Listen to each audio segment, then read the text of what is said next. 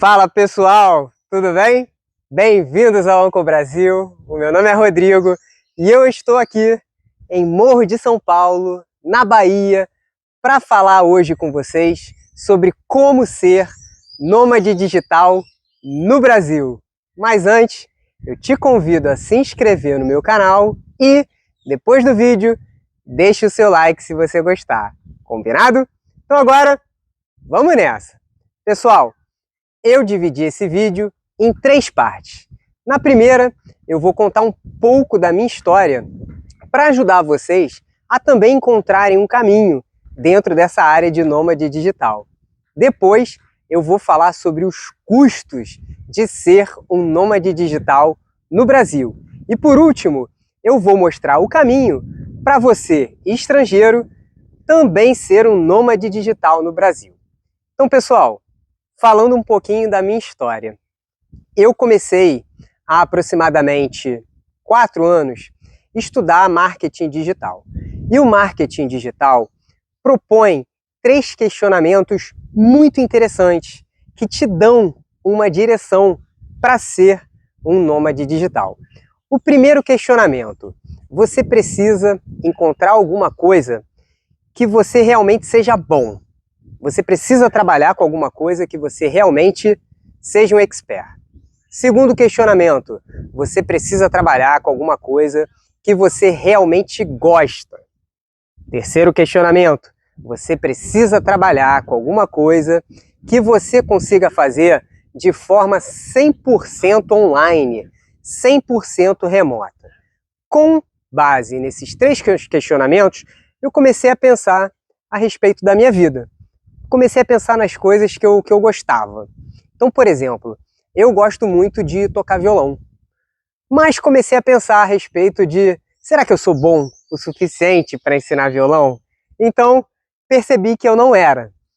Eu gosto muito de futevôlei. Então comecei a pensar: será que eu sou bom o suficiente para ensinar? Não era. Será que eu consigo dar aula de futevôlei de maneira online? Não consigo. Então, já descartei esses 2. E aí, eu comecei a pensar em outros hobbies. E cheguei até a questão dos idiomas, que é uma coisa que eu sempre fui apaixonado. Então, eu percebi, eu senti que o caminho era esse. E aí comecei a pensar: será que eu posso ensinar inglês para brasileiro? Mas aí eu já caí na questão de escolher alguma coisa que você seja realmente bom.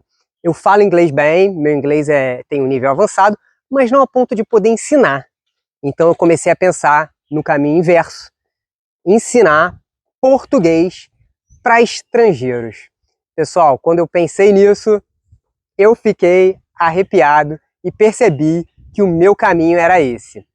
Então, quando eu cheguei nesse caminho, eu já criei um Instagram, criei um YouTube e criei um blog. Pensei no nome, Onco Brasil, e comecei a criar conteúdo sobre português, sobre turismo, sobre música, sobre cinema, porque a minha ideia sempre foi ensinar português para os estrangeiros da forma que eu gostava de aprender idioma, ou seja, através de vários outros elementos, e não só da gramática, não só do livro. Eu gosto de aprender idiomas escutando música, vendo filme, lendo jornal. Então, foi assim que eu decidi ensinar português para estrangeiros. Comecei a criar conteúdo através das minhas mídias, consegui o primeiro aluno, consegui o segundo aluno, o terceiro aluno, até o ponto em que eu conseguia pagar as minhas contas dando aula. E foi passando o tempo, fui conseguindo mais alunos, até que eu consegui começar, eu consegui juntar dinheiro, até que finalmente eu consegui botar em prática o meu projeto de nômade digital. Porque eu consigo dar aula de português para estrangeiros de qualquer lugar do mundo. Mas a minha intenção é ficar no Brasil. Eu quero viajar ao Brasil para criar conteúdo. E a primeira cidade que eu escolhi para o meu projeto foi Salvador. Eu fiquei lá um tempo. Agora eu estou aqui em Morro de São Paulo. E pessoal, eu espero que o próximo ano seja de muitas viagens para que eu consiga cada vez mais desenvolver esse meu projeto de nômade digital e apresentar o Brasil para vocês. O Brasil, as paisagens, as expressões, os sotaques, a gastronomia. É assim que eu pretendo apresentar o Brasil para vocês. Então, pessoal, eu espero que, com base nesses 3 questionamentos, o que você gosta de fazer, o que você é bom e o que você pode fazer online, também ajudem, que esses questionamentos ajudem vocês a também acharem o seu caminho. Tá bom, pessoal? Agora falando um pouquinho de custos. Quanto custa ser um nômade digital no Brasil? Pessoal, existem várias modalidades de nômades digitais. Aqui, pessoal. Aqui é o paraíso, pessoal. Aqui é o paraíso. Morro de São Paulo. Eu tô num lugar chamado Quinta Praia. Morro de São Paulo. São 4 praias principais que é o que o pessoal visita mais. E eu decidi vir até a Quinta Praia para absorver um pouquinho dessa paz. Então, pessoal, falando um pouco dos custos. Existem vários tipos de nômades digitais. Por exemplo, eu tenho uma aluna que é colombiana e decidiu vir para o Brasil, mas ela está no Rio de Janeiro. E aí, de vez em quando, ela viaja. E eu tenho outros alunos que estão rodando pelo Brasil. Então, pessoal, eu vou falar um pouquinho mais dessa parte se você decidir viajar pelo Brasil. Tá bom, pessoal? Então, o primeiro custo que vocês precisam considerar é o aluguel, né? Então, eu vou me tomar como exemplo e falar mais ou menos quanto que custou essa minha primeira empreitada no nomadismo digital, pessoal. Para alugar um apartamento, vocês precisam considerar o valor aproximado de R$2.000, tá bom? R$2.000 você aluga um apartamento legal. Essa é a média no Brasil, eu digo, né? Alguns lugares mais caros, outros mais baratos, mas R$2.000 você consegue alugar um apartamento legal para uma pessoa, 40 metros quadrados, com tudo que você precisa, tá? R$2.000. Segundo custo, alimentação. Aqui, pessoal. De vez em quando passa alguém.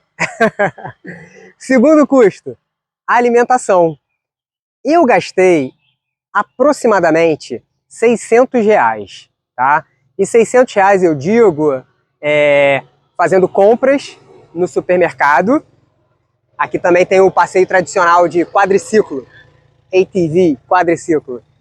Então eu gastei R$600. Foram entre mercado e comer fora de vez em quando, R$600. Tem um outro custo que a gente precisa considerar, que é importante. Transporte, Uber. Eu gastei aproximadamente R$500 de Uber, tá? Isso me surpreendeu um pouco. Salvador é uma cidade que, infelizmente, o transporte público não me atendeu muito. Os ônibus não iam muito bem para os lugares que eu queria, o metrô também não. Então eu precisei me deslocar muito de Uber. R$500. No Rio de Janeiro, você já consegue alugar mais uma bicicleta, pegar o metrô, pegar o ônibus. Eu acredito que você vai gastar menos no Rio de Janeiro. Em Salvador, eu gastei aproximadamente R$500. Quarto custo, pensando que você quer viajar pelo Brasil. Todo mês você quer viajar, que nem eu quero fazer, né? Eu quero ficar um mês em uma cidade diferente. R$1.500 de passagem. Essa é a média, assim, do Brasil. Infelizmente, esse custo tá alto, né? E, pessoal, tem mais um custo que eu recomendo considerar, tá bom? Plano de saúde. Pessoal, infelizmente a saúde pública no Brasil não é muito boa, então é importante vocês pensarem nisso. Aí vocês têm que comparar, será que vale a pena um plano de saúde? Será que vale a pena um seguro viagem? Depende de quanto tempo vocês forem ficar aqui. Então, para vocês terem uma ideia, eu pago R$500 por mês com o meu plano de saúde, tá bom? E o último custo, pessoal, quando você está conhecendo um lugar diferente, é importante você, eu pelo menos acho, né, de você fazer os passeios da cidade, de você fazer as viagens. Então, pessoal, eu consideraria o valor de aproximadamente R$900, tá bom? Isso foi mais ou menos o que eu gastei. ficando em Salvador. Fiz city tour, conheci praias diferentes, vim aqui para Morro de São Paulo, estou trabalhando aqui também, vou fazer passeios aqui. Amanhã, por exemplo, eu vou na tirolesa. A tirolesa é R$ 120, entendeu? Então, R$ 900. Eu acho que para ficar confortável, é legal pensar nisso. Então, a gente tem aqui o valor total de R$ 6.000 para colocar para frente esse projeto de nômade digital no Brasil. Pessoal, R$ 6.000 atualmente está aproximadamente $1.200. $1.200. Eu converso com os meus alunos e eles ficam chocados, porque isso é óbvio, né? É dinheiro, mas é viável. Então, pessoal, fiquem com isso em mente, tá bom? Esses são os custos. Pessoal, burocracias. A boa notícia é que o Brasil disponibilizou um visto de nômade digital para os estrangeiros. Eu fiz um vídeo falando só sobre isso, todos os detalhes, para ajudar vocês a virem para o Brasil também, para viver essa experiência. O vídeo está aqui em cima no card, tá, pessoal?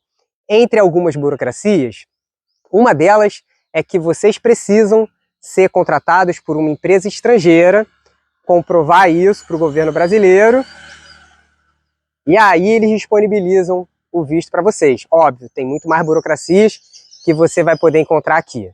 Tá bom, pessoal? É isso. Eu espero que vocês tenham gostado desse vídeo, eu espero que tenha ajudado.